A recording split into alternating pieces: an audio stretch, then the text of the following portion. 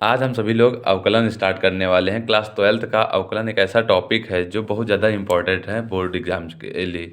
तो board exam का एक ऐसा टॉपिक अवकलन जिसको हम आज लोग पढ़ेंगे। उस अवकलन को स्टार्ट करने से पहले हम कुछ फार्मूले देखेंगे। आप लोग देखिएगा इंटर की क्लास की जो सेकंड बुक है हमारी, उसमें क्या आप खोलेंगे तो शुरुआत में ही अवकलन के सारे फार्मूले दिए हुए हैं।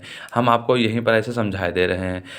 आप देखिए, अगर हम यहाँ पर समझते हैं अवकलन को और हम अवकलन के कुछ फार्मूलों को ध्यान में रखते हैं तो क्या होता है कि अगर हमारा जो जो अवकलन का निशान होता है वो अवकलन का निशान होता है d/dx। अगर हमको कभी भी अवकलन करना होगा x की पावर n का, तो एकदम सिंपल है। पहले फार्मूला समझ लो। तो ये पावर हमारी क्या होती है, आगे आ जाती है और इसी पावर में से एक -1 हो जाता है। ठीक है।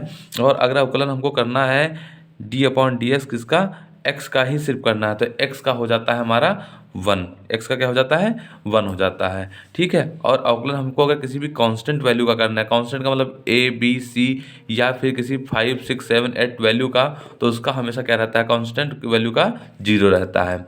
ठीक है। और इसके साथ साथ हम समझेंगे कि अगर अवकलन हमारा sin x का, cos x का, ठीक है, इन सभी का करते हैं तो क्या होता है, अगर sin x का करते हैं तो आता है cos x, जबकि हम अगर cos x का करते हैं तो आता है sin x। दोनों फार्मूले ध्यान से समझिएगा। अगर हम cos x का करते हैं तो क्या आता है, -sin x आता है। ठीक है। तो इसका होता है हमारा -sin x। ये वो फार्मूला है जो बहुत ज़्यादा सिंपल फार्मूले हैं। इस सिंपल फार्मूले के आधार पर ही हम इनके क्वेश्चन, बड़े बड़े क्वेश्चन इन्हीं के द्वारा सॉल्व करेंगे। ex का क्या रहता है, ex का हमारा ex ही होता है।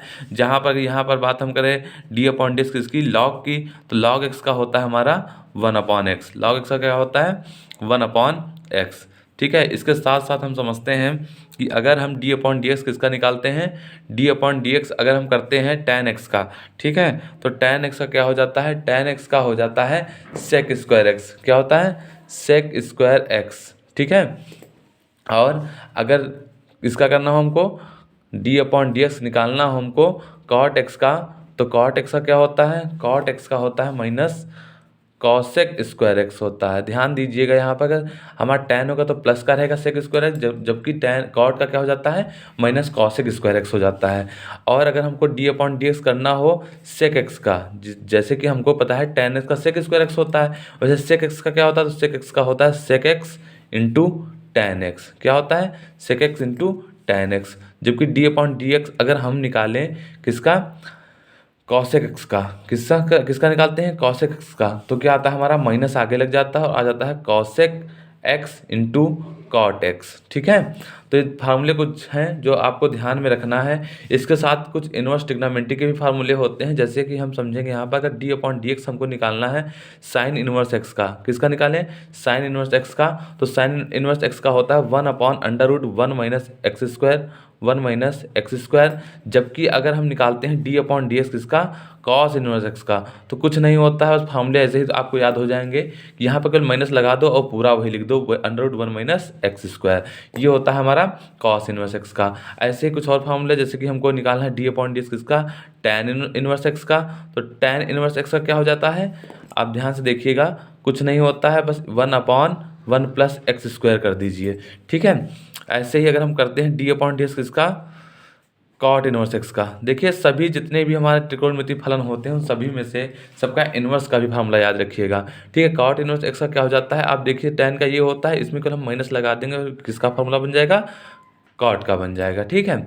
और यहीं पर अगर हम d/dx निकालते हैं, ठीक है, किसका, sec इनवर्स x का, sec इनवर्स x का क्या हो जाता है, ध्यान से देखिएगा, sec का होता है 1/√x -1, मतलब 1/x√x² - 1 होता है।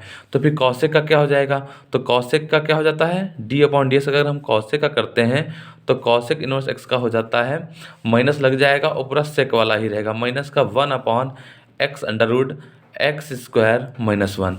बहुत ध्यान से कॉन्सेप्ट वाले फार्मूले समझिएगा, इन्हीं का आगे हम यूज करके क्वेश्चन सॉल्व करने वाले हैं। ठीक है। एक लास्ट फार्मूला बचा है कि अगर आपको हम कल का पूछ लेता है कि ax में हो log a और इसका क्या अवकलन होगा, तो इसका याद रखना बच्चा कि a⁴x इसका अवकलन होता है।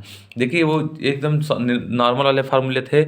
इसके साथ साथ ही अगर कभी भी आपका d/dx गुणे में पूछ लेता, मल्टीप्लाई में कोई भी u और u है, यू और वी हैं, दो फंक्शन इनका पूछ लेता है, या फर्स्ट और सेकंड फंक्शन दो दिए हैं और दोनों मल्टीप्लाई में है, तो उनके लिए फार्मूला क्या यूज होता है?